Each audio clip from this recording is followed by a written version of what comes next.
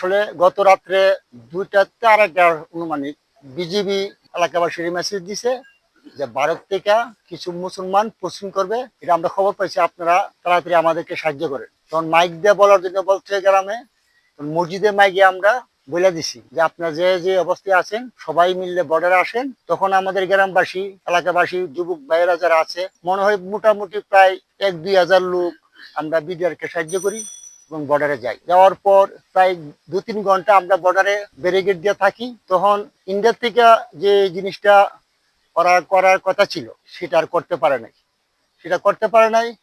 তখন আমরা যার যার অবস্থানে চলে আসি।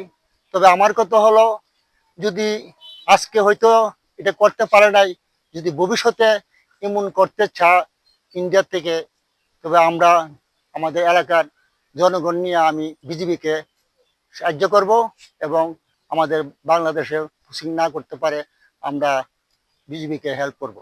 আমাদের গ্রামবাসীর এটা ওয়াদা। রাত্রে 2টার দিকে মসজিদের মাইকে মাইকিং করা হয়েছে যে বর্ডার থেকে নাকি বিএসএফ সদস্যরা রোহিঙ্গার মতন কিছু মানুষ বাংলাদেশে ছেড়ে দিবে।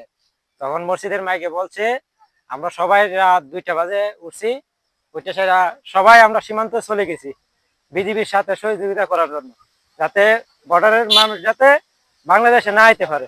এইভাবে আমরা আজকেও সারাদিন এভাবে রয়েছি, তো এখনো থাকবো, আশা করি রাত্রেবেলা আমরা থাকবো। এখন মোটামুটি মাল্লা দিলে পরিস্থিতি অনেক ভালো, স্বাভাবিক, কোনো আর হয়ে আঙ্গামা কোনো ঝামেলা টামেলা আর সকাল থেকে শুনতেছি না।